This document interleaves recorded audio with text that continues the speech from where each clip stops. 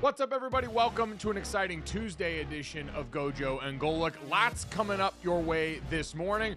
Start things off, we'll check in with ESPN Hoops analyst and GZ aficionado Jay Bilas on the state of men's college basketball and how our group of potential number one picks have fared so far. Then Daniel Gallen's going to join us as we look ahead for our first CFP preview, Penn State versus SMU, and first Deion Sanders, Eddie George, and now apparently Michael Vick. Why the bidding war for the former Virginia Tech signal caller has raised some eyebrows with some big-time numbers. All that and more coming up right now.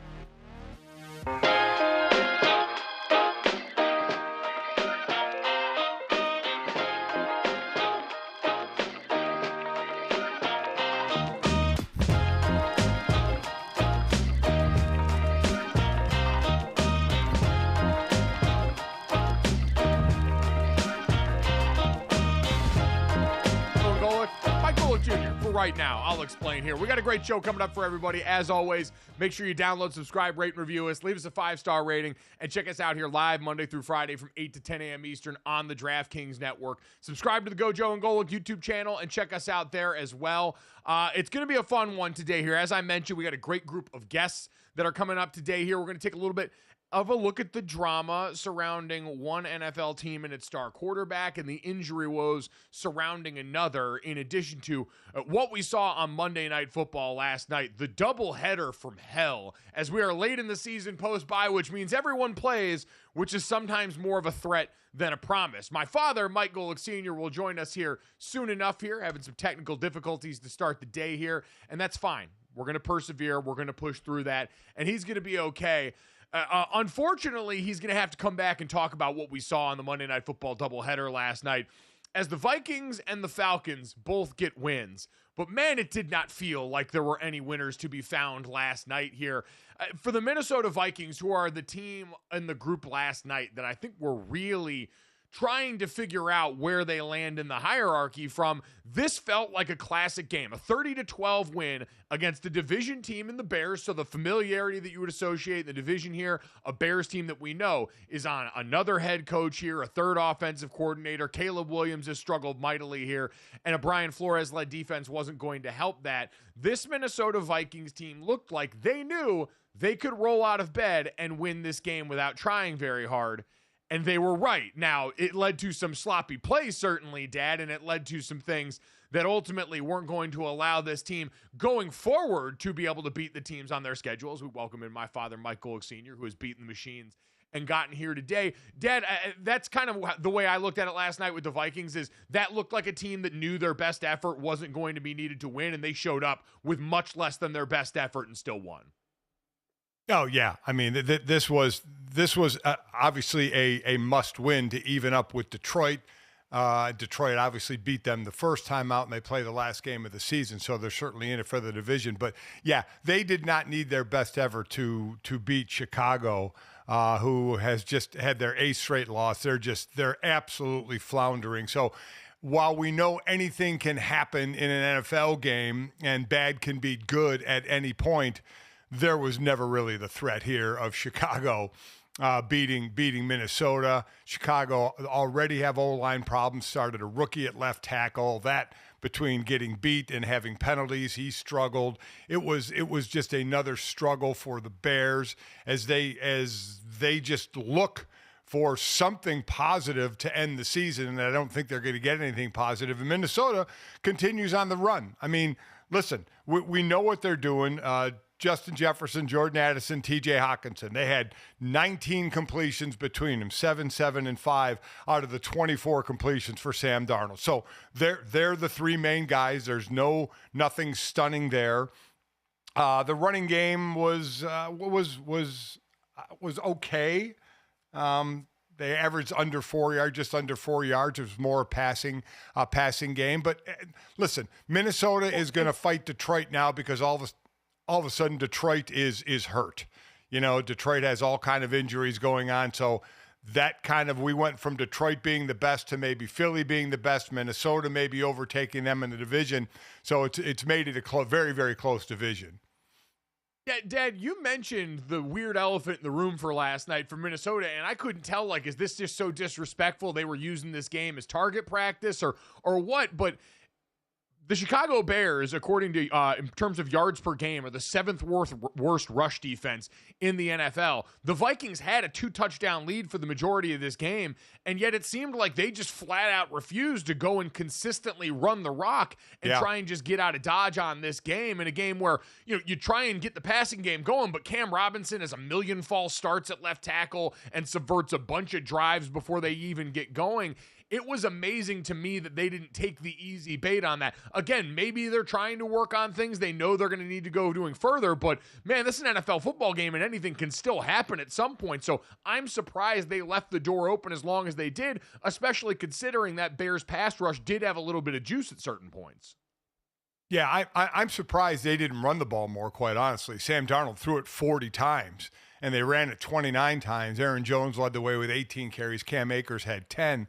Again, under 4 yards, so it wasn't a great rushing night. And I thought with the lead, the double score lead that they had most of the night, that they would run the ball more. But you know what? We can nitpick their win. It's a win. You don't get judged on it. There's no committee.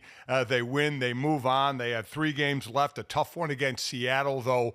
Who knows how tough that'll be if Geno Smith is out in the game I just called with Green Bay and Seattle. Geno Smith hurt his knee in that game, didn't finish it. Will he be ready to go?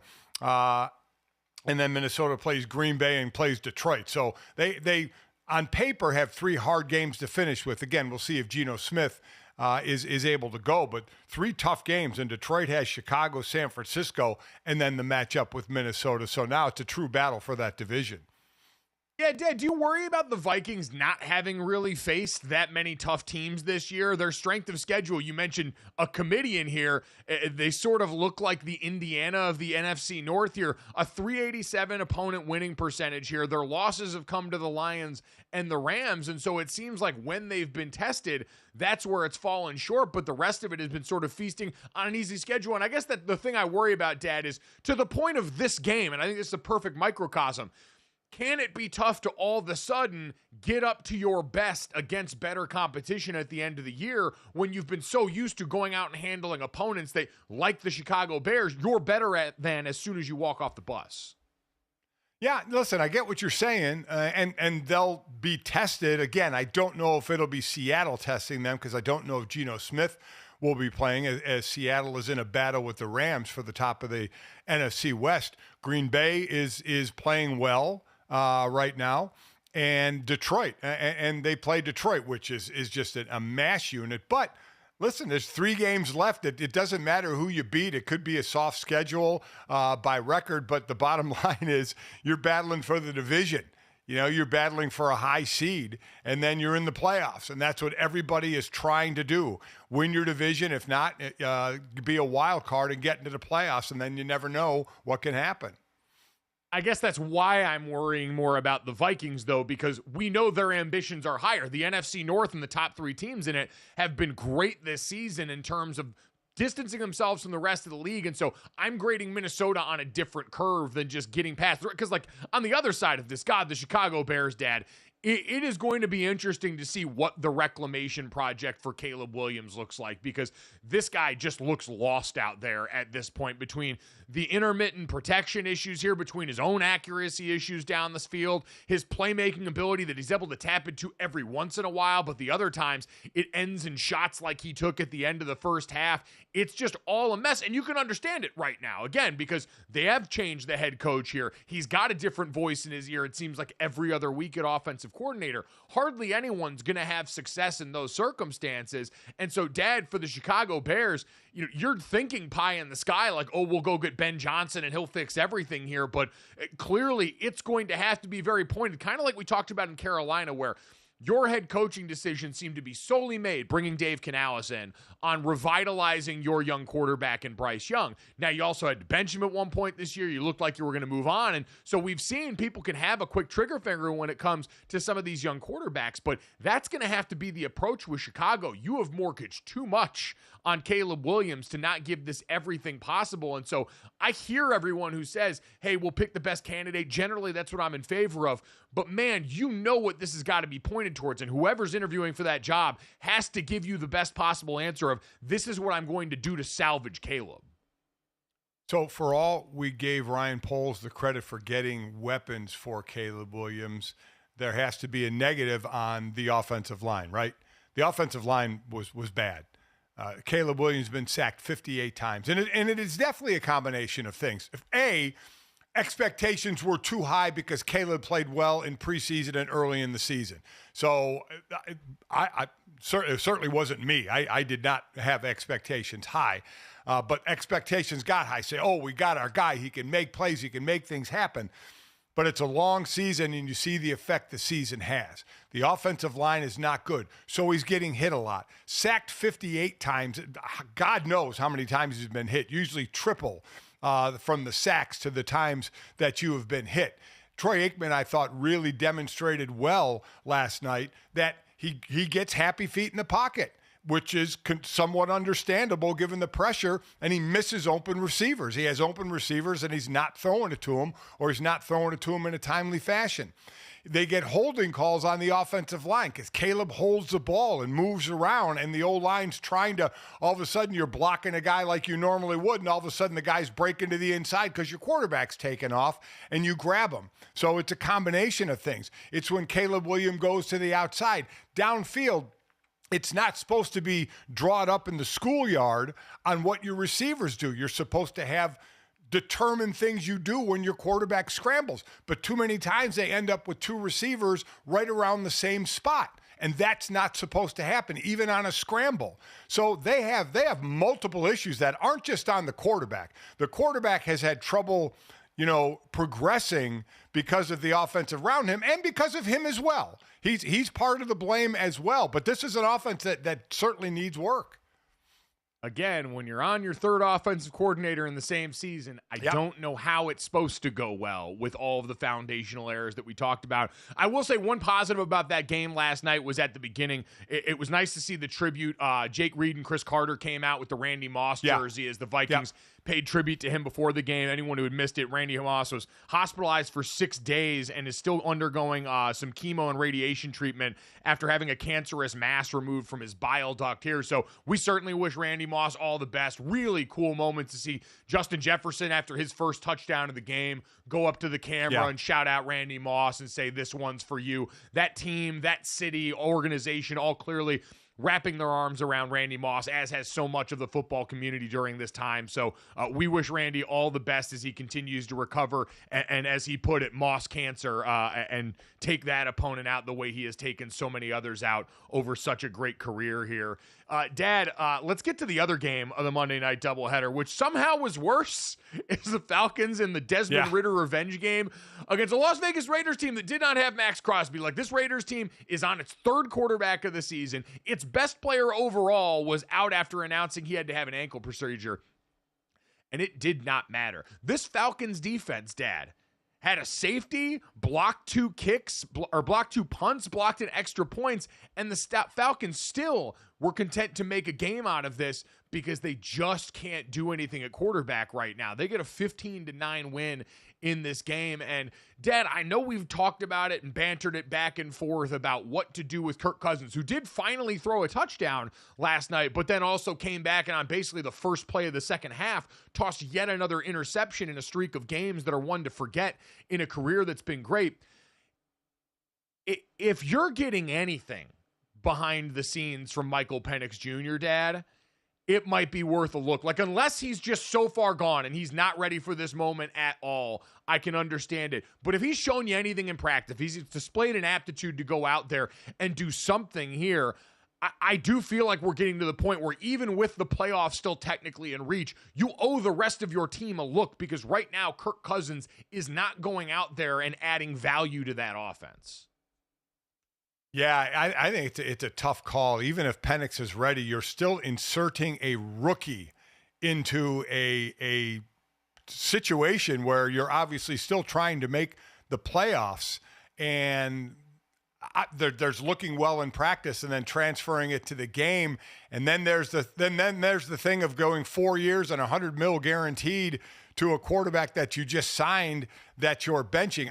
But I'm with you. I'm always on the point of the part of owing it to the other players in the room, because listen, whether we want to admit it or not, they're in the playoff hunt for the division. They're one win behind Tampa Bay, who is playing well right now, but Atlanta swept Tampa Bay. So if it's a tie at the end of the year, Atlanta wins because Atlanta swept them, and Atlanta finishes. Now, they're not playing their great, or Kirk Cousins isn't. Last 5 games, 1 touchdown, 9 interceptions. They finished with the Giants, Washington, which is technically a playoff team right now, and Carolina, who is playing better, and Tampa Bay finishes with Dallas. That's a game I'm calling this week. Dallas, Carolina, and New Orleans. And Tampa Bay is playing extremely well. They've won 4 in a row. They're scoring a lot of points, and Atlanta isn't scoring a lot of points. But technically Atlanta, because they swept Tampa Bay, just needs to tie that division, and they would win it because they swept Tampa Bay. So it's a tough situation. You get a quarterback that throws for 112 yards, does throw for a touchdown, throws an interception. It's shaky ground. There's no doubt about it. I guess my thought process is, again, if he's shown you that he's at all ready here, what's the worst that could happen? Because what are you generally tending to worry about with rookies here? Turnovers? Kirk Cousins leads the NFL, or tied for the NFL lead in interceptions with 16, leads the NFL with 12 fumbles this season. They showed the stat last night. No quarterback has thrown more exclusively from the pocket this year than Kirk Cousins, and no one really since late stage Tom Brady has done it in general around the NFL, Dad. So we've talked about how limited he is in terms of operating their under center offense and doing some of the things they want there. They got by last night because Bijan Robinson's incredible and had over 120 yards on 22 carries, and they can still run the absolute piss out of outside zone. But besides that, Dad, the defense came to play finally. The defense that we've maligned all year long seemed to show up, as did the special teams. But again, in a game where you block 2 punts and have a safety, you're supposed to win by a lot more than 6 points. So I look again at an offense that it's not just a one-game anomaly. And hell, we heard from Raheem Morris. Here he was talking about what's at stake here and stating the obvious about Kirk Cousins. He's got to play better. And, obviously you got to go back, you got to be able to look at everything. But, he wants to play better. He's got to play better. We got to find a way to get him to play better. And obviously we'll get to work tomorrow, and that's a part of our process, right? You go, you look at the tape, you review it with the people that needs to be reviewed with. We get all the coordinators in the room. We'll talk with everybody. And we got to play better at the quarterback position. So, they understand it's not great there right now. And, we're not going to do the tea leaves and try and figure out if that tone meant they're looking at all options at the table or not here. But it's starting to, at this point, Dad, you can't ignore the elephant in the room anymore. That Kirk Cousins at this point, because of the injury and the sands of time, may no longer be capable of being anywhere near the quarterback that Atlanta thought they were buying this offseason. And it might be time to reassess that and start your future sooner than you anticipated. It's pie in the sky to think you might get 3 years of this and then get to trot out your rookie, and it just doesn't look like that's going to be the case. There's no way. It would seem like next year you may get to Michael Penix Jr., if not some this year. So basically, I mean, right now it's looking like a failed experiment bringing in Kirk Cousins. And maybe now all the people that were like, what are you doing bringing in Michael Penix or picking Michael Penix may have turned out to be a good move because you may get to him a lot sooner than you think. Yeah, exactly. You know what? That's a great point. That Falcons draft pick that everyone maligned may age better, quicker than anyone could have possibly imagined. Coming up next, though, speaking of words becoming truer quicker, why one NFL head coach's almost prophetic words may be coming true this season. Next.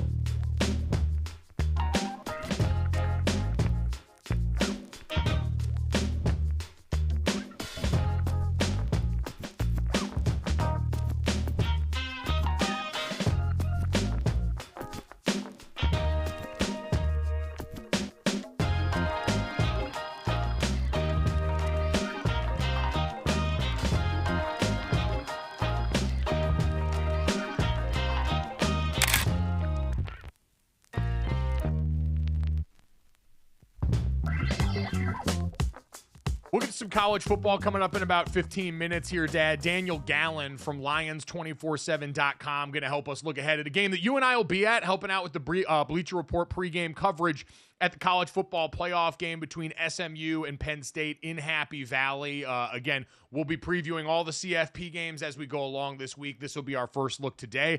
College football also had a fun, weird one that involved Adam Schefter breaking some news about Michael Vick that a bunch of other insiders contested.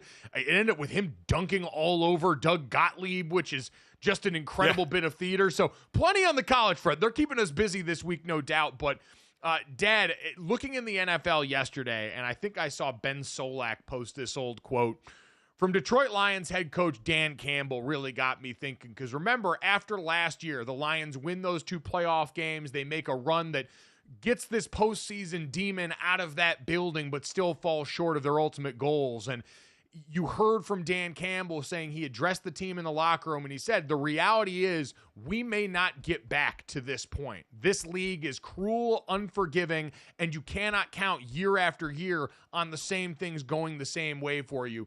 And man, does that feel prophetic given what the Lions are dealing with now. As not only, we talked about the injuries coming off this last weekend already that we thought we were accounting for with this team. Defensive tackle Aleem McNeil, torn ACL. Carlton Davis, fractured jaw. Khalil Dorsey, ankle surgery immediately after the game.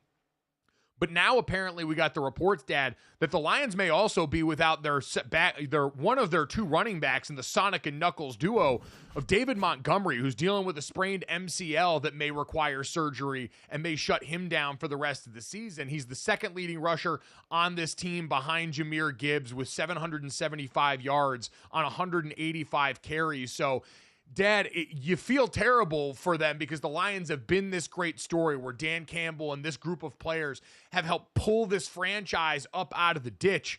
But, man, it just seems like right as they got to the point where they were ready to truly contend, the injury bug that can happen to any team at any time has snake bitten them probably harder than anyone we've seen this year. Yeah, it really is. And these are season enders, right? Some aren't. Now, again, they have the most defensive players on IR in the league.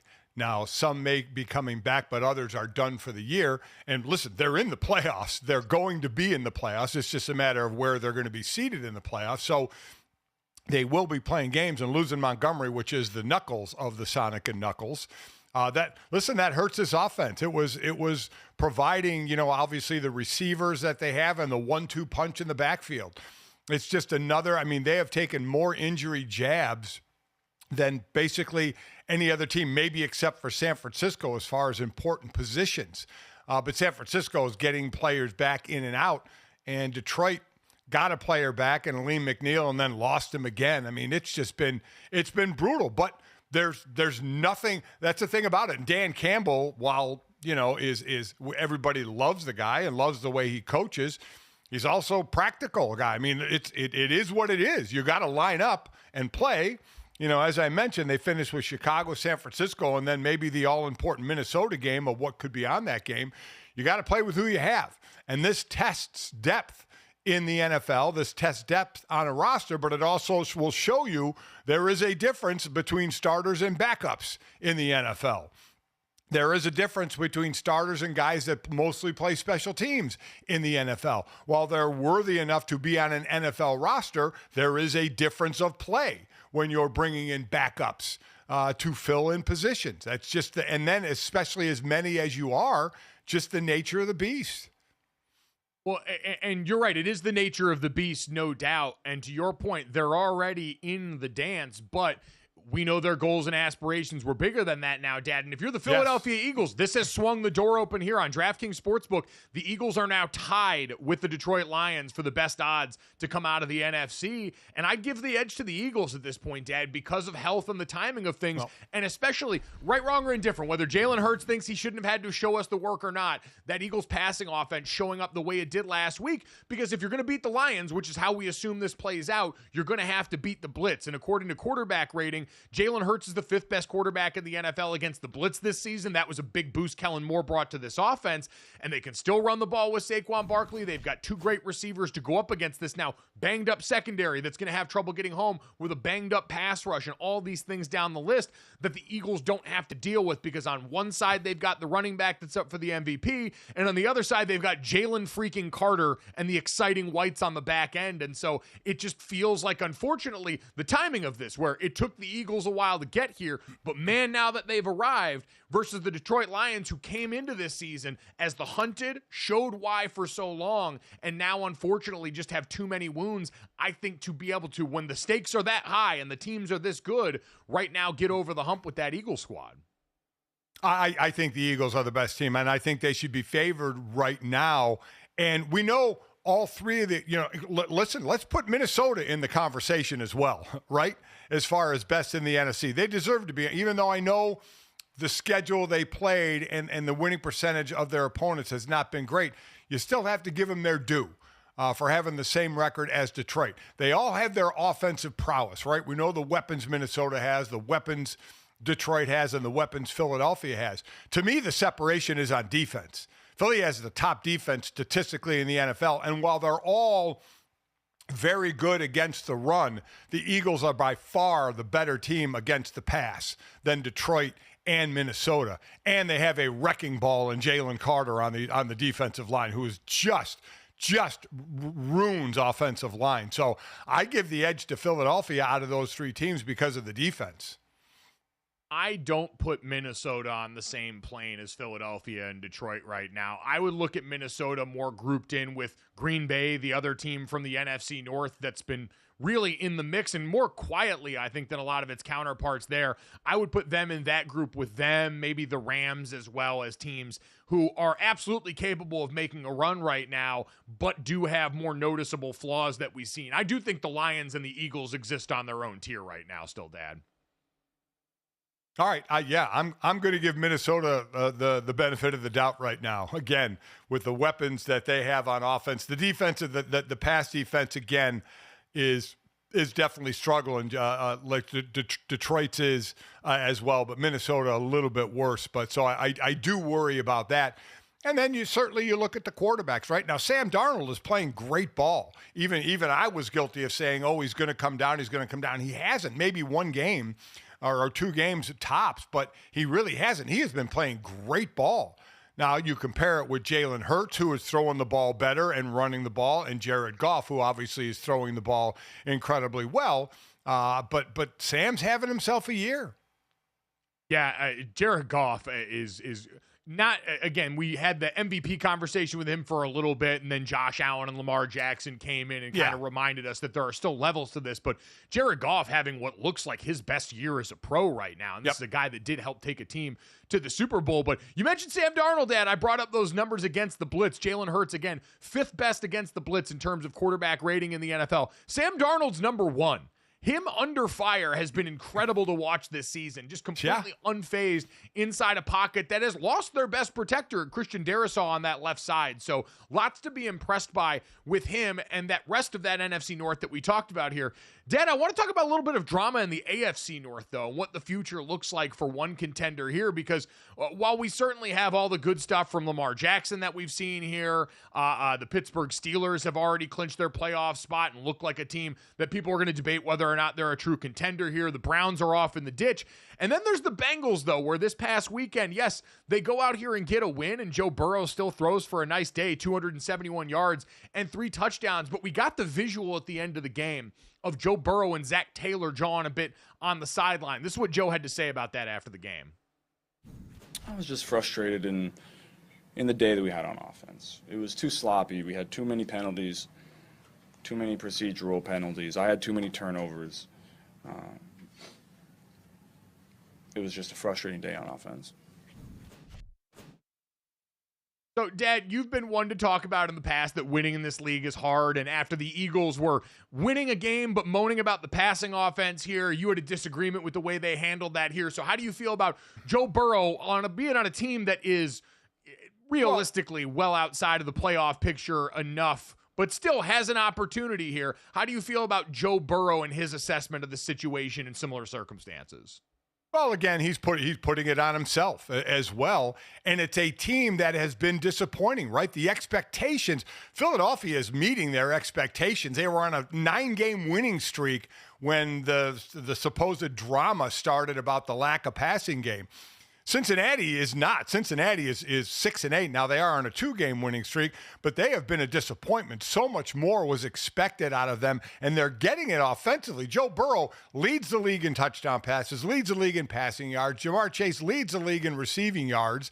So the offense we knew was a powerful offense, and it's got to be. They have to be really frustrated, in all honesty, in a private moment with the defense. Because the defense is struggling, and the defense has struggled. So this is a team in a different situation than Philadelphia. And listen, the yelling on the sideline, I'll never have an issue with, as long as it doesn't turn, obviously, too physical or anything, because there's always emotion during the game on the sideline. I'm always willing to look past sideline outbursts a little bit. But, yeah, this is a team, there's got to be unbelievable frustration in the locker room. Yeah, see, there's a lot less peril in this sideline altercation between Zach Taylor and Joe Burrow, 2 guys that are, listen, they're an NFL football coach and an NFL player, so they get a level of toughness associated with them.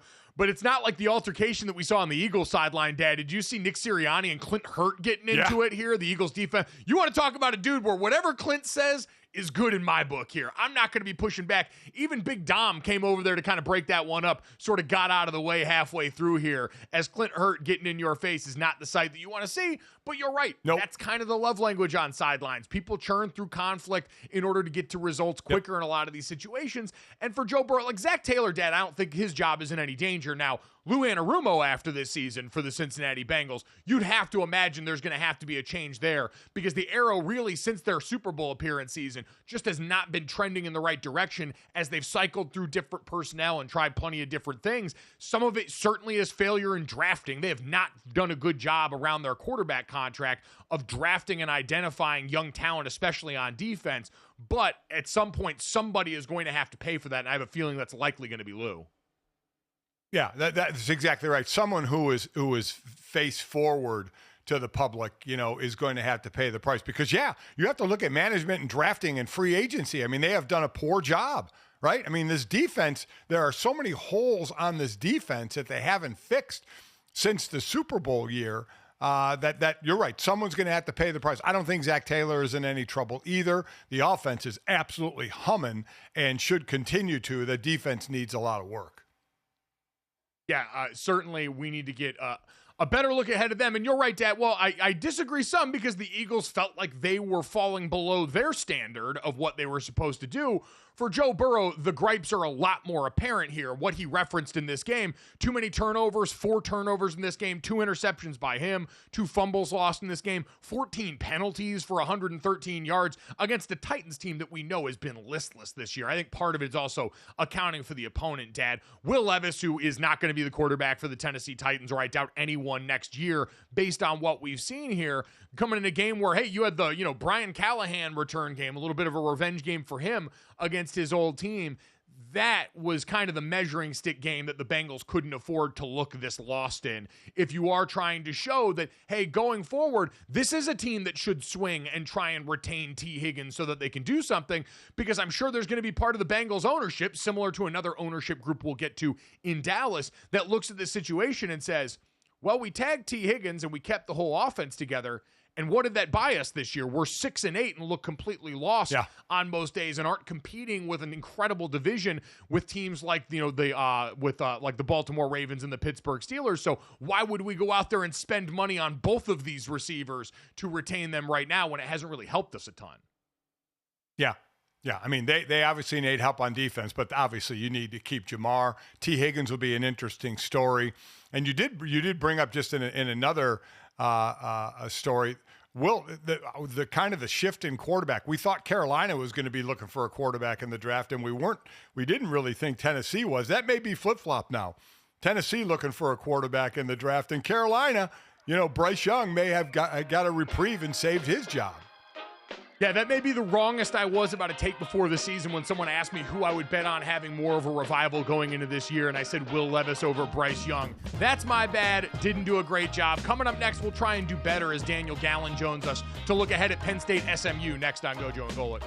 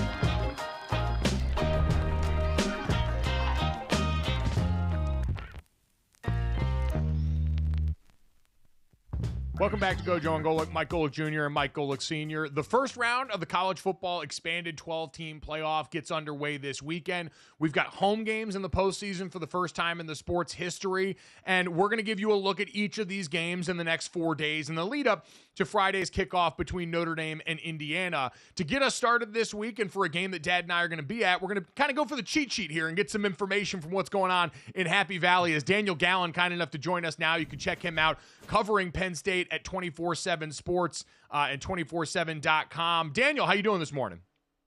I'm doing great. Thanks for having me. It's a busy week in Happy Valley right now. Yeah, certainly been busy right out of the gate here. And let's start with the big headline that's taken the national media by storm in the last couple of days. Beau Pribula, the backup quarterback for the Nittany Lions, entering the transfer portal and announcing that he was going to leave the team. I know there's been some discrepancy for some people where you can enter but stay. Beau felt necessary at the quarterback position to go and take this process on a little more seriously. We heard from James Franklin yesterday at the microphone. What did you guys take away from his assessment of this situation for Penn State heading into this week? Yeah, I think what we saw from James Franklin was someone who was, pretty emotional about this decision and everything that went into it. I mean, he said that Pribula was practicing on Sunday with the team, that he was out there and, just hours before he made that announcement. And they could tell that this was something that was going to be a bit of an untenable situation. I think when you look at it, you can say, oh, well, all these other quarterbacks are staying with their teams. All these other players are staying with their teams, through the playoff, through the postseason. Why can't Beau Pribula do it? But I think that if you are Beau Pribula and you look at the landscape and, Wisconsin got 2 quarterback transfer commitments on Monday. Like, I don't really know what level Pribula will fall at, but that's kind of what you're dealing with. You're dealing with an accelerated timeline. There are only so many quarterback jobs out there. You have to, teams want him to take visits. He has to figure out the NIL part of it. Like, there's just all these other factors. And, James Franklin said that, their normal standard operating procedure is that you go in the portal, you're done. Like, they remove you from the roster, within a couple hours oftentimes, but, they were willing to, find a solution with Pribula because he is a part of this team, a key part of this offense. And they just couldn't find something that would work for both sides. And Franklin said he has to look out for Penn State, but he also has to look out for Beau Pribula. And so I think that that's, they just could not find something where, Pribula could come in, be a part of this team, prepare like he would for any other game, while also on the back end figuring out, what's next for him through the portal. So I think that Penn State was in a tough spot. I understand the people saying that, oh, he could have stayed, he could have made it work out. But I think when you look at it from his perspective, like, this is an accelerated timeline. There's a lot of stuff going. And in the end, we all have to look out for ourselves at some point. Well, yeah, you can't blame a player for doing that. And the other side, SMU, Preston Stone's going in the portal, but he is going to stay with the team throughout the playoffs. So there is no right or wrong. It's whatever the player feels best is for him. But so I guess the question would be, would it change any strategy in Penn State's offense of running Drew Aller when knowing now the backup is a true freshman who has not thrown a pass in a game? Definitely. I think that that's where to me, the more interesting part of it is. I know that a lot of people are talking about the intangible part, like the distractions, the meta or the big picture narrative about the portal. But I'm like, this has a material effect on how Penn State runs its offense and will be doing things on Saturday against SMU. James Franklin said that, they do want to keep the quarterback run game as part of the offense, and that, they can use some different players, some different pieces in there. I don't exactly know what that looks like. Is that Tyler Warren a little bit more taking direct snaps and throwing the ball a little bit more? Omari Evans is a wide receiver who played quarterback in high school. Like, do you have a wrinkle in there with him? But I do think that, overall, we saw Aller run the ball more this year. I do think it was, having Pribula as the backup was the luxury, because a couple times Aller got dinged and would have to come out for a play, and it didn't really mess with the flow of anything because we'd seen Pribula come in. We knew what he could do. But I don't think overall it'll change anything from like how Aller will approach things. I think that he is someone who is playing really confident football right now, is really locked in on how he needs to do things, how he wants to do things, and I think that'll carry over into Saturday. But I do think the game planning will look a little different from Andy Kotelnicki and Penn State. Big picture, because we got the announcement as well yesterday from Drew Aller, according to Pete Thamel, that he had informed the coaching staff he intends to come back next year. What's been the grade on his progress over the course of this season? So much was made of the name you just mentioned, Andy Kotelnicki, coming over here in an offense that they wanted to explore more of the downfield passing game. So now that we're at the postseason, what's the final grade on Drew Aller coming off this regular season?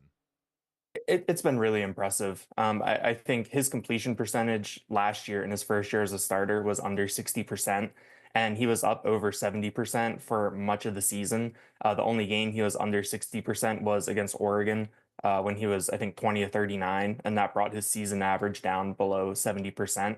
And so he was just playing really efficient football. I think that you looked at his stats, and it was a combination of a completion percentage going up, yards per attempt going up, average depth of target going up. And you just saw a quarterback who was, really within the rhythm of an offense and just playing really confident. I mean, we know that he has that arm where he can make every single throw. I mean, he had the one throw to Tyler Warren in the Big Ten title game where he, threaded it in up over a defender. And it was just, that's an NFL level throw. Like you see that on Sundays. And so I think it just comes back to his comfort and confidence right now. We made a lot of it earlier in the season when he's getting in Josiah Trotter's face at West Virginia after he stiff arms him to the ground. We had not seen that at all. He was, really angry at that Minnesota game. Like you saw the clips of him on the sideline, and he's played with a lot of fire this year. And I think that you talk about what he did on the field; those developments were great. But I think that seeing that confidence, seeing him grow into that leadership role is when you think about going in the next year, you think, okay, this is going to be the guy. This is going to be an alpha in that locker room. So continuing with the big picture, how about a big picture on James Franklin? Obviously a high seed in the playoffs, a chance to win the title, but just has stuck the moniker on him. He can't win the big game. Lost to Ohio State this year, lost to Oregon in the Big Ten championship. We know his record against Ohio State and Michigan the last few years. So what is being said publicly there about James Franklin and not winning the big one? Yeah, I mean, I think that people want to see this Penn State program break through. I think that they've really done a great job under Franklin of establishing themselves as a very good program. It's been more than 6 years since Franklin made the great to elite speech after a loss to Ohio State. And they still have not quite broken through into that elite tier. I say it like kind of jokingly, but you can make a case that Penn State is kind of just on its own tier in college football, where it's separated itself from, everyone below them, but it's still very clear which teams are ahead of them. And they're just sort of in, I don't want to call it no man's land, but they're just in that like tier 1B, tier 1C when it comes to college football landscape. And so, I think that this is a great opportunity for them to break through. I think that when you look at the draw that they got, it's a good draw for making a deep run into the playoff. It's not necessarily a good draw for getting to dispel any narratives right away, where I think nationally, if you beat SMU and Boise State, I think a lot of the reaction will be, well, yeah, you were supposed to. And suddenly you're still one of the last four teams standing in all of college football. So it's going to be interesting. I mean, they on ESPN, they had James Franklin on at their selection show, and it's Penn State's first playoff appearance, coming off a Big Ten championship game that really no one expected them to be in. And then on the chyron underneath, it's got his record against top 5 teams. That's just something that is going to follow him. And, no time like the present, I think, to, dispel some of these narratives and maybe change the conversation. Yeah, as someone whose alma mater is in South Bend, I understand a little bit about being better than most of college football, but not being able to break through that upper crust right this moment and the frustrations that can show up with that here. Let's talk about the game, though, that's ahead of them this weekend here. SMU comes to town, a team that made big-time waves in its first year in the ACC, making it all the way to Charlotte for the ACC title, where they end up taking Clemson, who has been the premier team in that conference, down to the wire in that game. It takes a walk-off field goal to beat them, but gets them enough to get in the dance. They were the controversial team positioned against Alabama here. How do they stack up in your mind with this Penn State squad as they roll into Happy Valley? I think it's going to be a really intriguing matchup from like the personnel perspective and the talent perspective, because you are talking about a program that, is coming up from the group of five. There is a difference between a Big Ten program that has been, recruiting and building at that level for a long time versus a program that, has had success at the G5 level and, made that jump into Power Four and had some good immediate success. And, James Franklin, pointed out that he does this every week where he runs through the roster of the other team and points out different statistics, things like that. And he always points out the transfer portal because Penn State is not a team that builds through the portal very often. They'll augment different, pieces here and there. But I think he said, in his counting, SMU had 48 transfers. And you look at where a lot of those guys came from, and there were a ton of Miami transfers that he was pointing out, a ton of other, Power Five, type guys. So, I do think there is talent on this roster. I think that the matchup will be pretty interesting. Like Kevin Jennings has been really impressive to me. Penn State, it was a little mixed against running quarterbacks this year. They did a great job against Garrett Green in the opener. Will Howard had a little bit of success, especially late in that Ohio State game to ice it. But yeah, I think that Penn State is in a good spot when you look at the raw talent. I think they should be in a good position to win based on how they've recruited, how they've developed, how they've schemed things up right now. Well, we always looked at the first round as who would have the weather advantage, and our alma mater, Notre Dame, facing, hosting Indiana, no real advantage there. But you have a team from Dallas and SMU coming to Happy Valley where I believe there's snow on the ground. I don't think there's supposed to be snow for the game, but definitely going to be cold. I would imagine the fans are hoping that it's very cold.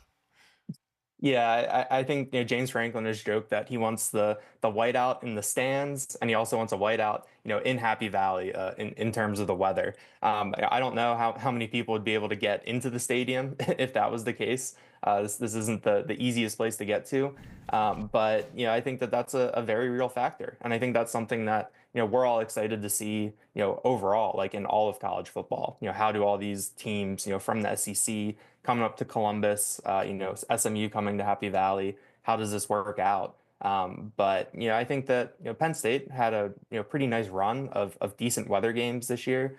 The past couple of years they've had these awful rain games, but everything was pretty clear this year. And I think that with Drew Aller, I kind of think you want a little bit of a fast track out there. Especially Nick Singleton, if you can get him out into space. But I think that Penn State will be ready for anything, and I am curious to see how SMU reacts. But I do know that Dallas can get pretty cold in the winter. It can be not the best down there, so I'm sure that some of these guys will be familiar, but it's a fun element to add to things. Yeah, I'm with you, though, with the athletes offensively and defensively that the Nittany Lions have on that roster here. I wouldn't want to make this one too much of a mutter, even if SMU sort of built similarly in wanting to get up and go. At Daniel JT Gallen on Twitter is where you can find him there. Lions247.com doing a great job covering the Nittany Lions. Daniel, we appreciate the time and the help in the lead up to this weekend. Have a great week. We'll see you out there in Happy Valley. Should be a good one. Thanks for having me, guys. And Dad, that's the interesting part for all the stuff we made up about the first round games and the impact of weather potentially is, when ESPN's doing the Tuesday ranking show and we saw, it's a bunch of Midwest games in line to host. It really seems like based on what we're looking at right now, knock on wood, not many of these games will be affected by weather and it'd be fun to see potentially here, but I have had my own issues with snow games in the past where you throw out so much of the actual football, so much of the actual game plan. I want to see these teams be able to go out here and have full good on good in matchups that are really interesting. Yeah, I mean, and for SMU, I think it's imperative that it's a fast track. They have 6 players with 20 or more receptions, and the receivers are averaging 15, 16, 18, 15 yards a catch, whether it's deep balls or short balls that go longer. I mean, they would really use a fast track for their averages per catch. So we'll see in the only game where I think the possibility of snow is going to be a factor. Yep, no, certainly going to be a big one there. So as we mentioned, we'll have more previews the rest of the week for the other first-round games coming up starting on Friday again with Indiana at Notre Dame in South Bend. But coming up next, we got to make some picks for the NBA Cup. It's all on the line in Vegas next.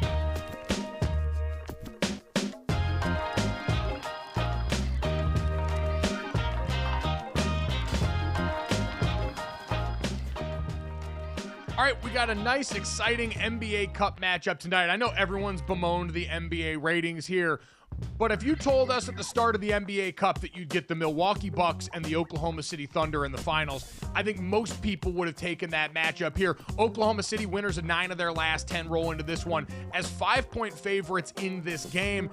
And I'm going to have to rock with them. They were my pick to win it all in the NBA eventually in the real title come this summer before the season start. Going to rock with them now. They've showed no signs of slowing down. First place in the Western Conference here. We will have plenty more breaking down all of this with Charlotte Wilder tomorrow as she will join us for a Wilder Wednesday. Actually on a Wednesday. Coming up next, we'll stay on the hardwood and head back to school with one of the best in the business as Jay Bilas joins us on GoJo and Golic here in the second hour.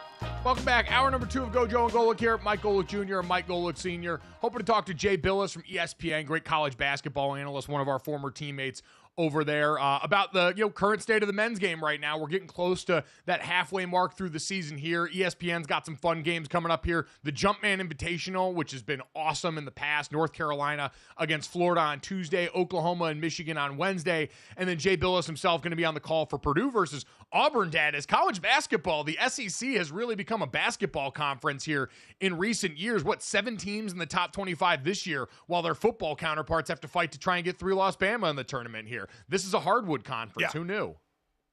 Yeah, actually 8 in the top 25. Starting off with Tennessee and Auburn 1 and 2. Yeah, I mean they got it going on right now, without question. Maybe it's a basketball conference. Maybe we were wrong all along, or we thought the ACC was the basketball conference. Maybe it's the SEC. Maybe they're trying to bow up a little bit on the hardwood. It's like the one that pissed me off a few years ago when Alabama was ranked number 1 for a little bit in men's college hoops. It's like, don't you have enough already? Can you just leave a little bit for the rest of the sport? and try and let that go okay. But we can talk to Jay about that. Cooper Flagg, Ace Bailey, and Dylan Harper, a bunch of great NBA prospects actually in college basketball this year, which has been a fun subplot of this season. As in the last years, we've talked about the number of players coming from overseas, not getting to see as many of these guys play in the version of the college game and get to know a lot of these stars. But Dad, before we get to that, speaking of stars, interesting stuff the other day. We've talked about some teams this year in the NFL that have struggled mightily and are coming to terms with realities for the offseason. And I think it's always fascinating to see what teams take away from the struggles that they have here, what they use from this to build towards the future. And one of those teams that's always going to come up in this situation is the Dallas Cowboys, who have struggled mightily this year, and they've got even more injury news, unfortunately, popping up for this team, as now Trevon Diggs on the back end looks like he is going to be missing the end of this season here. Injury, unfortunately, ended his season last year, and so you throw that in. DeMarcus Lawrence might be coming back, but he's been out most of the season. Micah Parsons been injured. Zach Martin's out on offense. Dak Prescott, on and on down the list. And so I thought with that in mind, it was interesting, Dad, to hear the frustrations from Stephen Jones, part of the Cowboys brass and the Jones family there, who talked about looking at the picture for the team this year and wondering if it was smart business to have this much money tied up in the top 5 to 10 players here. And Dad, I saw our buddy David Hellman react to this, who's covered the Cowboys for a long time. And I think in general, if you're a Cowboys fan coming off a season where your ownership group did nothing this offseason to try and help bolster this team going into the year, to see them watch this and come out on the other side believing that the course of action is, oh, we should pay fewer good people to play football for us, I don't know how encouraged by that I would be going forward in the next year. Quite honestly, it's ridiculous. It's a ridiculous thought process. If you have some of the best players in the league at your position, you pay them accordingly. That's what the market bears. That's what the market says that you pay. Now, football, more than any other sport, you're dealing with injury, and that's why, you don't get fully guaranteed deals outside of the Deshaun Watson deal, which we may never see again, considering to see how that one worked out. And it's all about guaranteed money for players. That's what the players look at, what's guaranteed in my deal. But to sit there and say maybe we shouldn't pay and have all the money in the top 5, top 7 players because they might get injured, I'm sorry, that's no way to run a business. I mean, you got to pay your if they're free agents, they're going to go somewhere else. I mean, they're going to have higher bidders somewhere else and go somewhere else. So yeah, I don't. You can bemoan the fact, like we've done with Detroit, that they have just been besieged by injuries. San Francisco, tons of injuries, that every now and then it costs you. Every now and then you just throw your hands up to the injury gods and say, you got us this year. That's what happens. You get a decent amount of players hurt and some happen to be your top players. That's what's going to happen every now and then. But that should not affect the pay or the new deals of players that are performing as in the top, tier of the league. Yeah, good organizations respond when things go the way they expected, and bad organizations make excuses. And that sounds a lot like what's coming out of the Cowboys brass right now. Because, Dad, everyone dreams of doing what the Cowboys have done, right? Finding and drafting talent that you'd want to extend to contracts like this. Right. The fact that you've drafted a quarterback who's gone out here and won you this many games and looked deserving of this contract, one of the best wide receivers in the league who ho-hum is going to go over 1,000 yards again this year, and then a defensive super weapon like Micah Parsons, and that's before we get to the offensive line that carried you for half a decade. So everyone dreams of doing what the Cowboys have done. The Cowboys apparently have been rich enough long enough to complain about those as problems, which, listen, they are challenges in how you have to go out there and build your roster. But so what? Go out there and do it. That's your job in the front office, to go and supplement around the quarterback and to find other places there where you can go at here. Not to say, well, is it smart for us to pay the good players that we drafted to be good players money to keep being good players for us? It's one thing if you think they're over the hill and you're paying guys past their prime, but look at any of these guys and find me a team around the league that wouldn't have paid these guys. Maybe if you paid them a little earlier, kept a better schedule, if it didn't make everything a dogfight until the umpteenth hour, you wouldn't be upping the price on all of these guys unnecessarily, but the rest of it just seems like complaining about a situation that 99% of the league would kill for. And the thing about it is you basically know the area you're going to have to pay, right? I mean, a year or two before you pay it, You knew when Dak Prescott, oh, by the way, you struck gold with Dak, who was a 4th rounder. But you know his deal's coming up. You know Micah's is coming up. You know CeeDee Lamb's is coming up. When Zach Martin was up, you know what the best are being paid at that position. So you basically know the range. That's what capologists are for. You know the range you're going to have to pay. So it's your job. It's incumbent on the money people in each on each franchise to kind of look forward and say, this is the money we're going to have to spend. This is the money we're going to have left. And the good ones figure it out. The good ones don't make excuses for, oh, we can't do anything. Our hands are tied because of the cap. No, you didn't have enough foresight to see what was coming down the line. And that's on the team. That's management and that's ownership all looking in the mirror.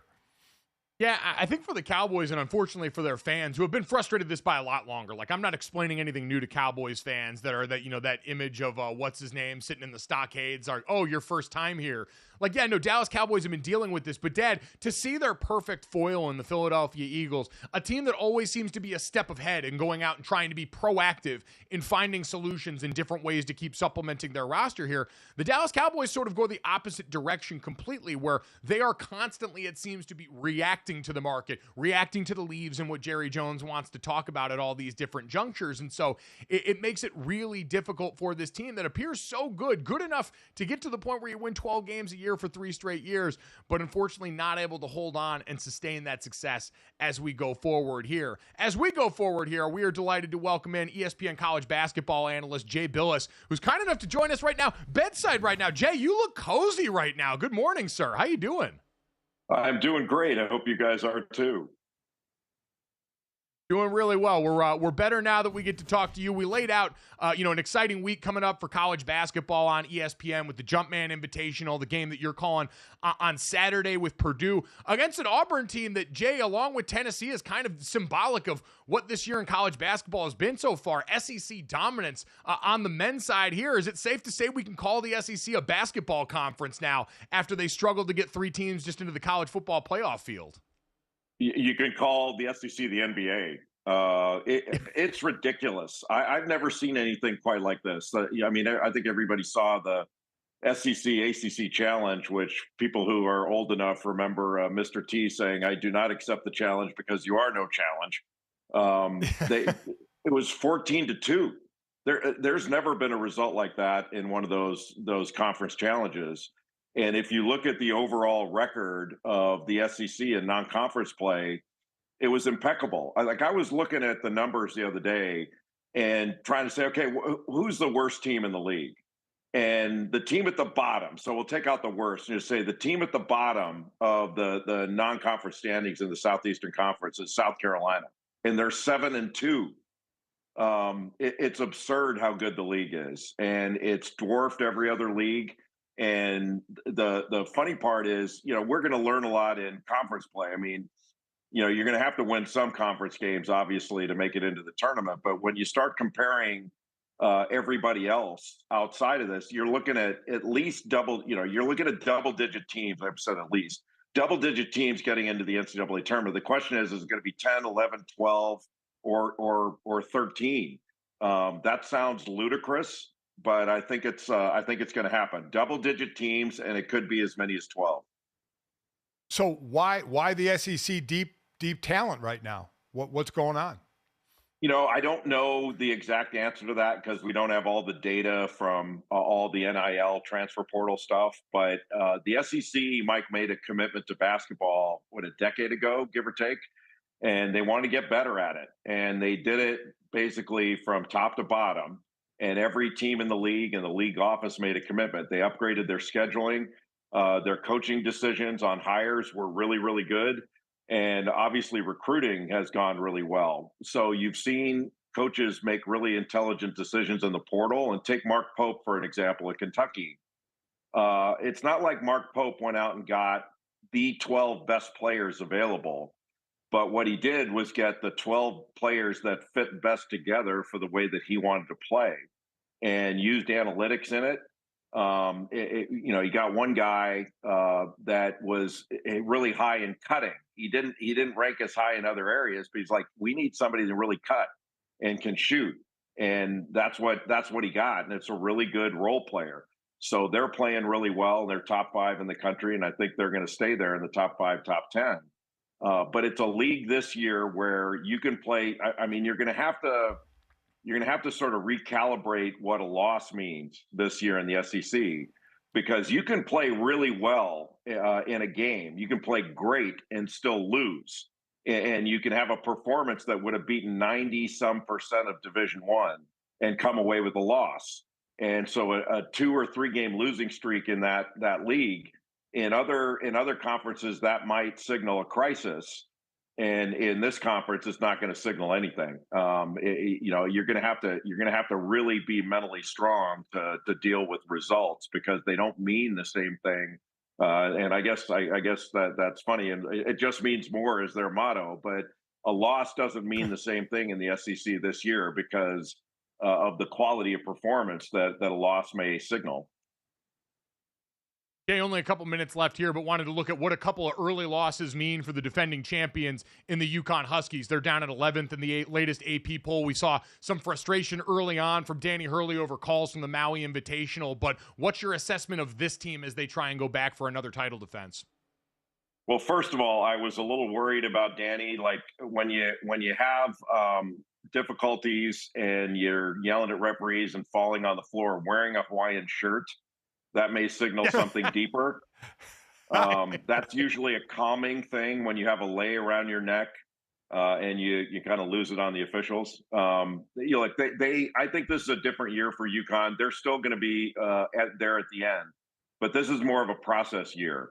Last year and the year before, they had players coming back from successful teams and that played really big roles, whether it was Donovan Clingan or Tristan Newton or all that. This year, everybody's in a new role, including a star role that they've never played before. So it's going to take a little bit more time to figure this out on the highest level. They're still really good. I mean, you got a good program when you're worried about being number 11. But I think they're going to be fine. That's not that big of a deal. But they are a little bit different this year. They're not as powerful inside. They still have really good big guys, but they're gonna have to win a little bit differently. And steamrolling people is not going to be the way this year, which it was last year and to some extent the year before. But you remember 2 years ago, I think they lost like 5 out of 7 or something like that when they got to December, January. And they fell off the radar as far as teams we thought could win it. And then they won the tournament by double digits in every game, and then did it the following year. That's never been done before. So I don't put anything past UConn. They're still going to be there at the end. It is a long season, and they certainly have a ways to go now, but everyone chasing the SEC at this point, which is where you'll get to see Jay Bilas coming up this weekend. Again, Purdue versus Auburn on Saturday. Jay going to be on the call for that game at Jay Bilas on Twitter. Always great catching up with you, sir. Thank you for the time this morning. We appreciate it. Thank you, guys. Great to be with you.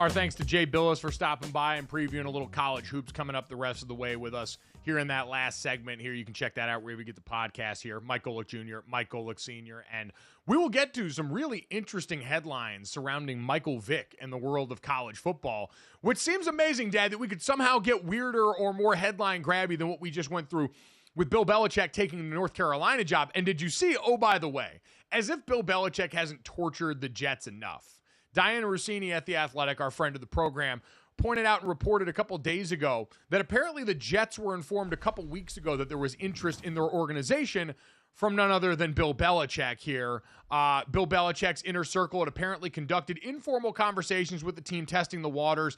Ultimately, there was no formal conversation or meeting that ever happened before the UNC opportunity popped up. Dad, this feels like Bill Belichick wanted this out there to just yet again poke in the side of the New York Jets team that he's made the life a living hell of for the last 20-some-odd years. Yeah, I mean, there's no doubt there's little barbs going on, but also maybe to show that Bill, maybe while not interested in the Jets, is he interested in an NFL job? And, you know, what's the over-under on him staying at North Carolina? I was at the game I called this week, and I won't say who I was talking to, but somebody who was involved in the league and didn't think that it was going to work out in North Carolina with Bill.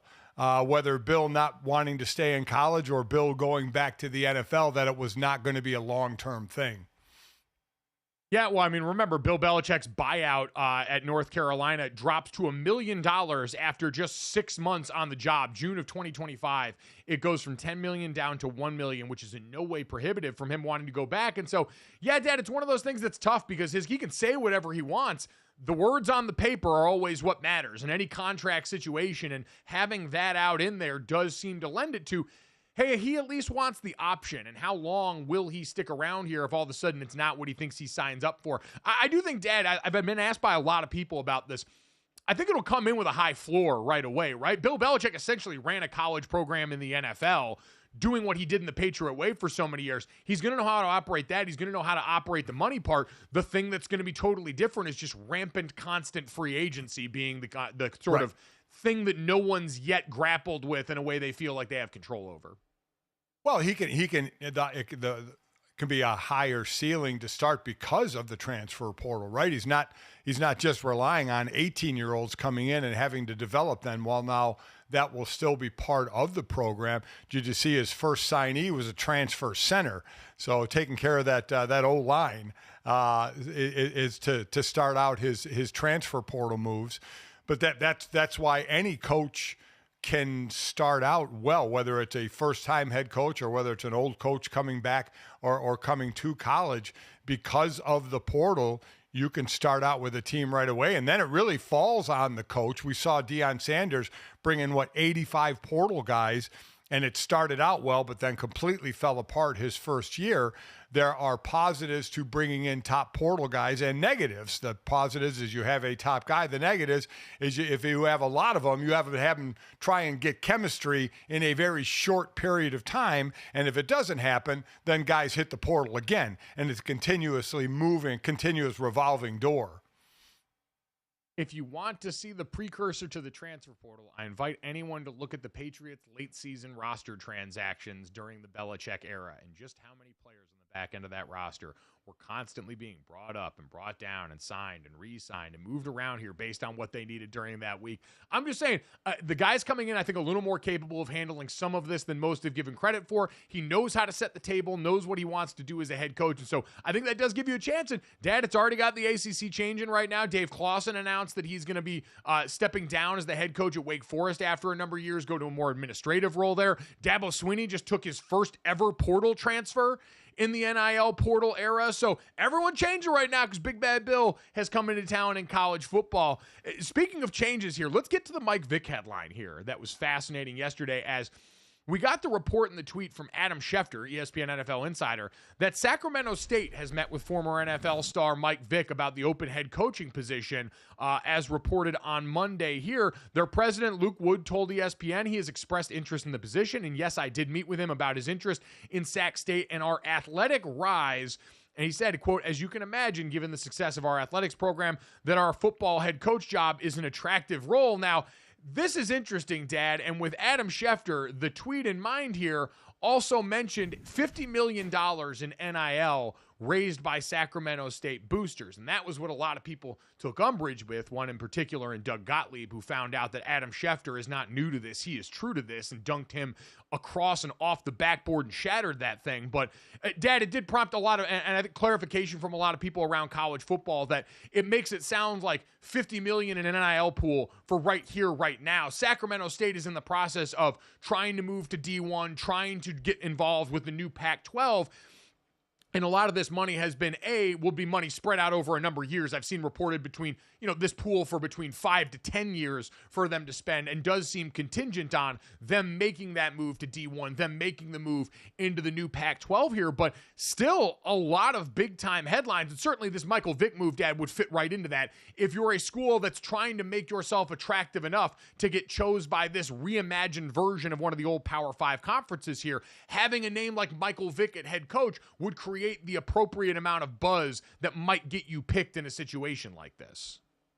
Yeah, the job opened up after Andy Thompson, who had been the Hornets head coach for the past 2 years, left to be an assistant at Stanford. And as you mentioned, Sacramento State trying to make the jump to D1 to the Pac-12.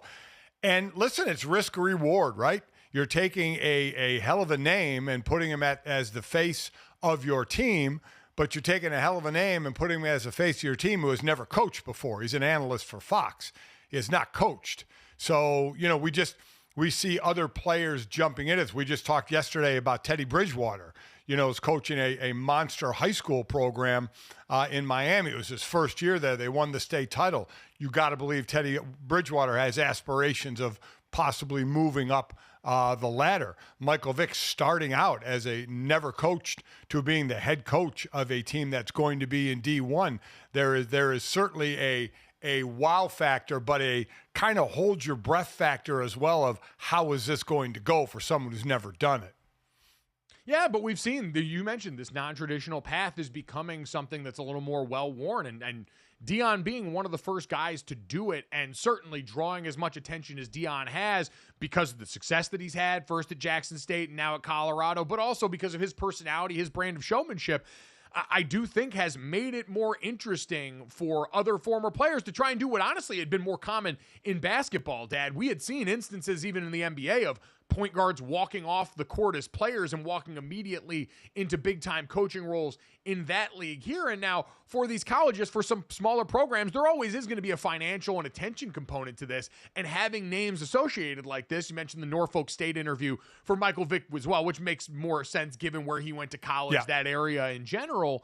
But a lot of this can be, hey, in a day and age where the financial element of college athletics is more important than ever, having a name that you can sell to your money people as, look, our program's going to be exciting. Mike freaking Vick is here. That is an aspect of it that I think can't be ignored from here on out. And if you are a former player now with aspirations of doing this, you're seeing more and more of the examples of, if I want to get into this, how to go about this. And we'll see again, and I'm sure for some coaches in the old guard who are used to, hey, you got to go and be a GA and pay your dues and work up through this process, it's got to be incredibly frustrating. But if results keep showing up the way they have for someone like Deion Sanders, and if more guys are able to replicate that, then this is going to be something I think more programs dip into because of all those financial reasons. Well, the looking to the collectives to raise money with a named coach, but also because the new path in college football is the portal. So now young players seeing a Deion Sanders as a coach or a possibility of a Michael Vick, they can look past the fact that Michael Vick hasn't coached before and it's Michael freaking Vick coaching this team, and it's going to have the headlines and it's going to be in the news and I'm going to go to this team. So we are the old guard of paying your dues as a GA and working your way up from cutting tape in the film room. That doesn't happen anymore. Obviously, that's just kind of a to how it used to be. To basically working yourself up to be a head coach, while it's still going to be around. It's not like that part is over, but there are now these splash hires that are supposed to be a wow factor to the collectives and a wow factor to the potential transfer portal. Yeah, again, it's not going to be for everyone, and I doubt we're going to see, big-time Power 4 schools necessarily make this reach right away because they don't have to. But if you are a team positioned like Sac State is, this does become an interesting option here. And Dad, I don't think the old way is going to die completely. I mean, hell, we've seen a pipeline full of young, incredibly talented college coaches that have proven themselves at the Power 4 level and beyond here that have gotten opportunities and are now taking over the sport at this time. I think in general, Dad, it's interesting to consider the question of who is going to be taking up the mantle in general across the sport right now as we go through all this change. Like I mentioned, Dave Clawson stepping down here after an incredible tenure at Wake Forest, a place that's pretty difficult to win at, that he won at a high level for a long time and did it in interesting ways, that slow mesh offense and all these things they introduced to be competitive in a really tough conference. Him stepping down, Nick Saban stepping down, some of the other old coaches, Mac Brown being fired, and you'd imagine probably done in college football now. It is going to be interesting to see who will continue to take up the challenge that modern college football presents here, because they are different challenges here. I'm not going to sit here and gripe and complain about it and make the players out to be the bad guy or anything like that, but it is a different sport right now, and that person that accepts this challenge is going to have to come into it from a different way. And so maybe some of these people with fewer preconceived notions or less of an attachment to the way things were done here might actually have somewhat of a leg up in navigating the future of the sport. I mean, just how different is it when the portal opened last Monday? Between then and now, there's over 2,000 players in the portal. Just put it at 2,000. You have 130 FBS teams. You do the quick math there, and it's over 50. It would be over 15 players per team, per 130 teams. That's the amount of players that are transferring. There are plenty of players available and looking for money out there, and either what's the important thing to them, money or a chance to be seen by the NFL, which the way you're seen is by playing, so you have tape to show. So there's a lot of room out there for players to find new homes. There's plenty of opportunity, which I love. I do think we're getting to the point with some of these guys, and we'll talk about Alan Bowman at the end of the show. God love him, the amount of time these guys are sticking around in college, him finally eschewing that and saying 8 years would have been enough. But it is going to get to a point like, God, that's got to be difficult. Like, I thought about that, like going into my fifth year senior year, I had started the last 4 games of my true senior year because of injury. Finally got that opportunity. We were changing offensive line coaches again after that season to a new coach. And I was debating whether I was going to stick around. And I was one of the guys, I grew up swaddled in blue and gold. I loved Notre Dame. And the thought of having to go and start somewhere else was something I had to consider because I wanted to play. I wanted to give myself an opportunity not only to live out the college dream, but to try and get to the next level. And I ultimately landed on staying at Notre Dame because I went through spring ball and I felt good about the direction we were going and the new coach. And thank God I did. What an incredible season it was in so many ways. But Dad, the notion of also having to pick up and start over again in a new place and learn a completely new team and a new offense or defense, get to know a new campus and do all those things while you're trying to play your best football, that's got to be daunting. And guys are doing that over and over, year after year, in a way that I don't wonder from the player standpoint if there'll be some burnout and the pendulum swinging back after a while. Well, see, I don't know about burnout because each player is doing it individually. Sure. Collectively, as we said, there's over 2,000, but each one has their own story. And of those 2,000, and I just stick on 2,000, even though it's more than 2,000, there will be many that won't find a school, that will not end up anywhere. They will have, listen, as far as we talk about the positives of the transfer portal, the players that have worked out, there's plenty that haven't worked out. There's plenty that A, didn't have a school they ended up at, or B, they ended up at a school and they're still not playing. So while some it raises their level, others it can bury them even more. Yeah, I think it was Bud Elliott that talked about this at the beginning of this entire cycle was cautionary tales. Eventually, would there be enough of them that it would slow the rate of transfers? So far, we haven't seen that, but a lot of time and information being taken in about the future. Coming up next, though, we got to celebrate large excellence, a phrase this show is quickly becoming known for that we saw over the weekend. Next on GoJo and Golic.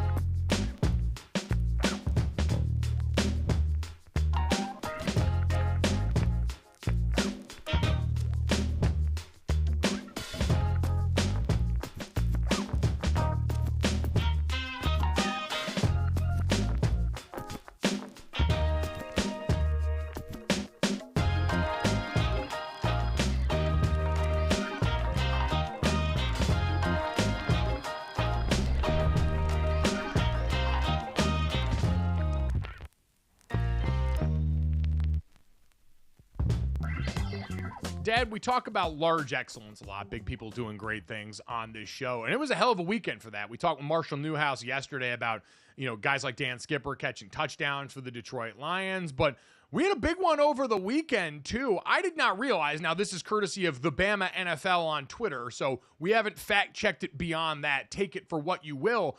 But going into this weekend, Alabama players in the pros had apparently scored a touchdown in 99 straight weeks. The 539th touchdown in that stretch that saved the streak this weekend was scored by none other than Arizona Cardinals offensive tackle Jonah Williams, who dove on the ball in the end zone to preserve this streak, the former Tide great offensive lineman. So great to see him going out there and getting after it, Dad. But if we're going to celebrate large excellence from this weekend, it is time to hand out our Lineman of the Week, brought to you by our friends at Chunky Soup. It's the soup that eats like a meal.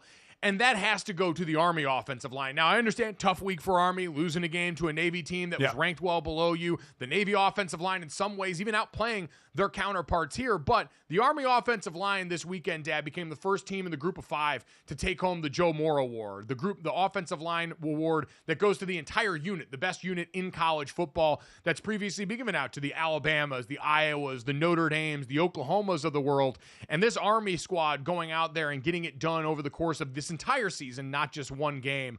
Very deserving of that award. Unfortunate for them, that award comes on a day they ultimately lose to their rival, but doesn't take away from that anymore, Dad, what job they did the entire season. They're a hell of a group. No, going into that game against Navy, they were averaging 314 yards a game, best in the country. Now, they're still best in the country, but it dipped just below 300 yards after the rushing attempts in yards against Navy, which was not up to their standards. But yeah, they have been the best rushing offense in the country, second in rushing touchdowns with 44 to Jacksonville State had 48. So they had been a dominant offense and a dominant, obviously, rushing attack, which meant a dominant offensive line, especially the way they blocked for that option. So kudos to them for being the first group of 5 to win the Joe Moore Award, which you have a vote in that, do you not?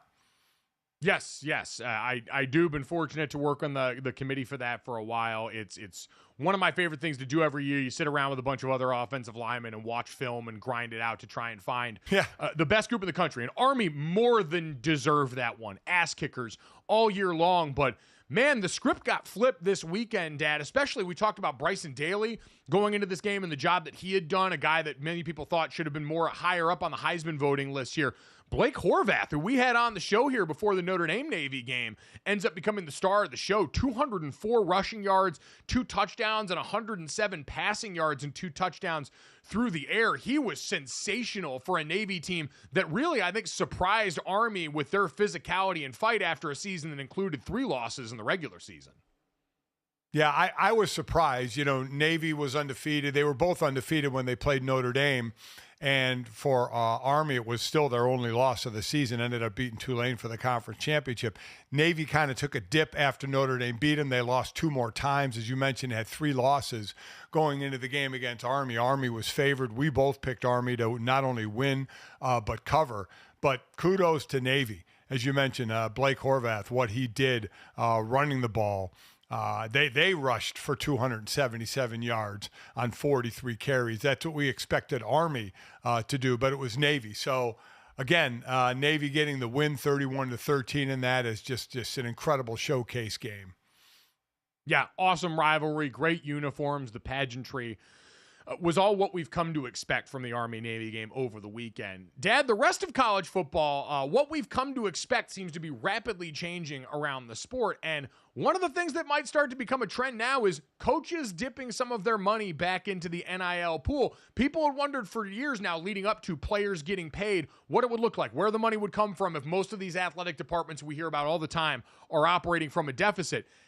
And in some places, they are looking at their highly paid, maybe underperforming head coaches and saying, hey, it's time to come up off a little bit of that cash. As we got announcements on a couple of fronts. We had seen already, remember, Mike Gundy in Oklahoma State in a very public war for the future of his job, asking him to take a pay cut with some of that money going towards name, image, and likeness.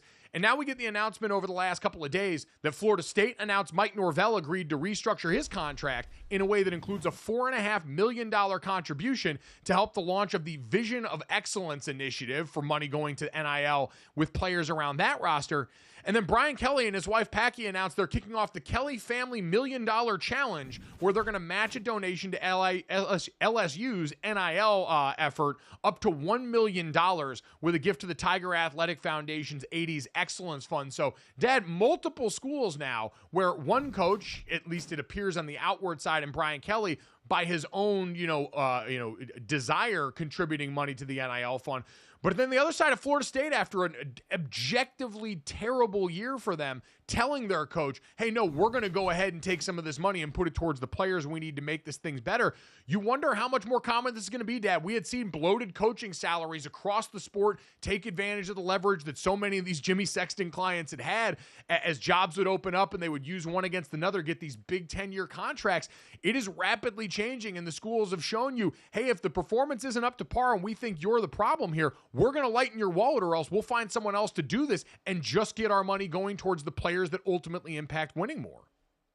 Yeah, because there's two revenue streams now, right? For starting July 1st, each Division I school is going to be allowed to share at least $20.5 million in revenue with their athletes under the House Settlement Agreement, that lawsuit that got settled.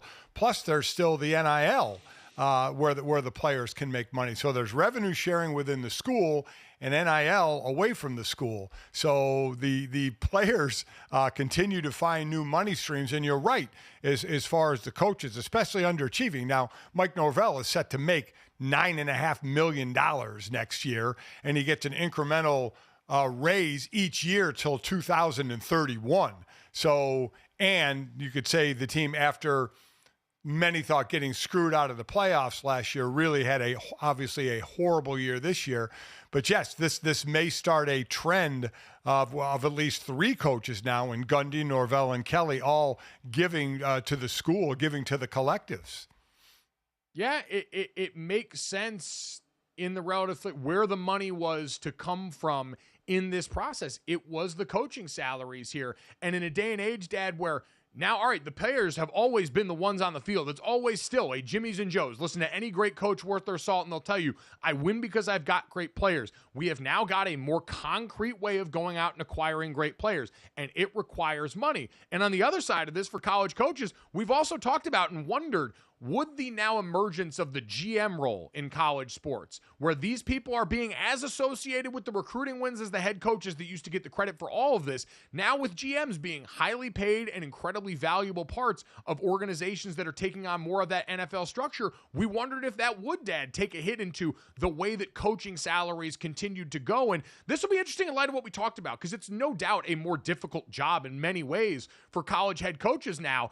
And it used to be, well, you're getting all the money in the world, so you'll eat those problems to go out there and get the payday that changes your life. I do wonder how many of those big-time paydays, and we're fresh off Marcus Freeman getting one in Notre Dame, so clearly they're still happening, but you do wonder how many more of those big-time, decade-long paydays with these $10 million plus salaries are approaching that are going to be handed out knowing the new realities of the sport. Yeah, I don't think you're going to see the 9-10-year, $9,500 million deals anymore. And by the way, coaches get it, like Mike Norvell will have a chance to get his back. So, it's now given up the $4.5 million, but he also gets a $750,000 performance bonus if the Seminoles win at least 9 games. So if they win 9 games in every year between 26 and 2031, he would actually earn back the $4.5 million that he gave. So there is a chance to earn it back, but it's through performance. It's through the team, actually being good. We saw that with Jim Harbaugh, who, coming off the pandemic, got asked to take a bit of a pay cut there at Michigan to stick around. Now, it wasn't as, much robbing Peter to pay Paul type thing as it seems to be now, where the chips are just sliding from the coaches over to the players to try and improve this roster, but still kind of indicative of more of what we've seen. It's just an interesting trend to keep our eye on as the shape of the sport changes pretty rapidly. Watching money go into players' pockets, out of coaches' pockets is just one of the ways that teams might be adjusting and approaching the way that they go and build out these rosters.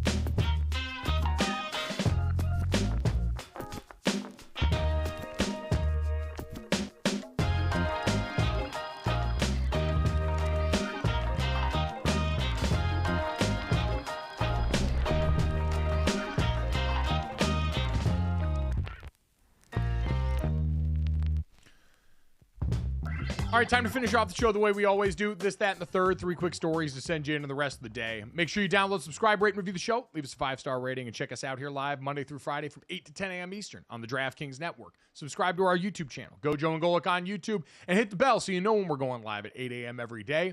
And if you miss us or any of our great guests here, thank you to ESPN's Jay Bilas, who stopped by to get us caught up on college basketball, and 24/7's Daniel Gallen, who helped us preview the SMU Penn State game for this weekend.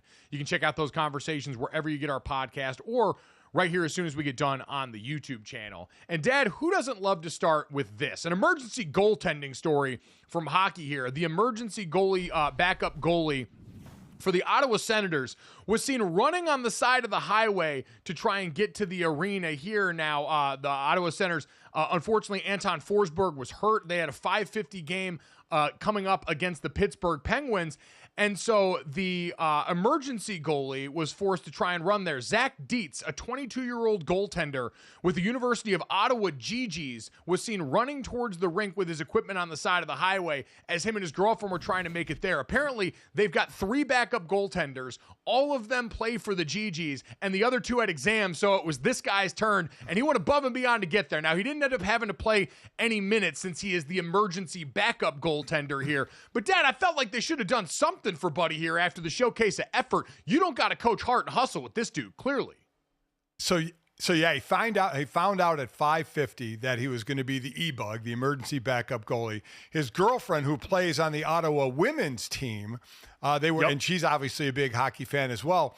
They were driving to the stadium and they were in stop traffic, and he said to her, "You know what? I probably will get there faster if I get out and run." So he threw it in park. She jumped into driver's seat, and he started running. And he said he had to start walking because he was carrying all of his equipment with him while he was running. His legs were burning, so he started to walk. And he said a couple in an SUV spotted him and said, "Hey, what are you doing with the equipment?" And he explained, and they said, "Hop in." He jumped in the SUV, got there 3 minutes later, and he said it's luckily he did that because they said his girlfriend did not get there until right before the puck dropped. Now, he got there during warm-ups because he ran and then got a ride, ended up not playing. And then the shame of it as well, as an emergency backup goalie, you can't sit on the bench. So he sat in like the bowels of the arena, basically where the press conference is held after the game. That's where he got dressed, and that's where he sat for the game. He's the backup number 2 emergency goalie for the Ottawa Depth and number 3 for the Penguins in this game. So just a wild situation with the emergency backup goalie of how quickly they find out or how late they find out and how quickly they sometimes have to get to the arena. This guy, listen, who wouldn't, right? You're looking for your chance to showcase your talents. Who wouldn't get out of the car and run and try and get there, even though he didn't play? He didn't know he wasn't going to play. So he got there and he tried to be ready for his moment. Tried to be ready for his moment here. Kudos to that. The most hockey guy approach to this possible here. You love to see the support from everybody involved here. Dad, let's get back to some football guys here and start off with that. As we got the announcement yesterday from longtime college quarterback, and in this case, Oklahoma State quarterback Alan Bowman, made his announcement that he was going to be heading to the NFL draft, Dad. Now, remember earlier in this year, it was announced that he had won his appeal for a potential 8th year of college football and finally decided to hang it up here, Dad. We've seen more and more of these quarterbacks in college football sitting around for 6, maybe even 7 years. There's been some other 8th-year players that have gone out here and done it. So Alan Bowman, after a really disappointing season for everybody at Oklahoma State here, maybe deciding that it's time to go and try something else and see how this finally goes. No, I'd have told him to stay in college. Stay in college forever. The thought that college prepares you for the real world is a myth. College is a bubble over the real world. Stay in there as long as you can. Now, he stayed long enough to be a doctor, but obviously not. I would say stay. Stay for all the eligibility you have. You know, especially if you want to make a run in the NFL, try and get on a team where you're going to, have another chance to play better. But that would be my advice. Stay as long as you can. We had the tight end in Miami who was playing for a 9th year. I mean, hell, just stay. I mean, now that there's money involved, the math is a little bit different. I don't know, man. I can still remember my 5th year. I was sitting there in summer school with another one of my 5th-year teammates, and we had to go pick up my sister who was drunk at a party and get her back home safely. And we're just sitting around in the kitchen. All of the guys that you came win with are long gone. There's maybe a handful of people from your class, if that. And if you're a 7th or 8th year guy, you're probably the only one. At some point, you're sitting around going, I feel very out of place around here. Yeah. It's not like an NFL locker room where there's people in all different age ranges and people that have kids. You're the old man around there, and you start to feel it pretty quickly. And so I did appreciate Alan Bowman's sense of humor. There was a report, Derek Henryo had tweeted out in December that Alan Bowman had won his appeal and has been granted an 8th year of eligibility and is expected to stay with the Cowboys. And Alan Bowman quoted it yesterday and said, I think 7 was enough, with the crying face. So at some point, even college, you can get a little bit tired of and want to try and explore whatever life has happened. But we know the money does change some of what I think players will do on this front going forward. I don't know. I just love the fact that these guys. You're right, though. I mean, they're all younger who you're playing with. I get it. You feel like the old man. I get it. But man, there's just something about not going into the real world. Now, if I could go back.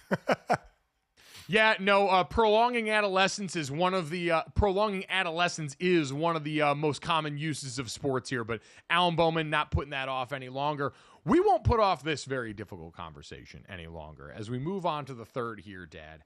NFL fans outraged over the weekend. And I love Scott Hanson. He's a friend of the show here. He's an outstanding individual, and he has been at the helm of the NFL Red Zone Network for so long now. He has become part of a fabric of this nation for the very important duty. And the tagline that Scott Hanson is known for every weekend as we get started and wait for the countdown clock to click off there is 7 hours of commercial-free football. Hell, one of the most off-viewed clips of our show in the early going was Scott Hanson saying that for us as a practice round in the offseason.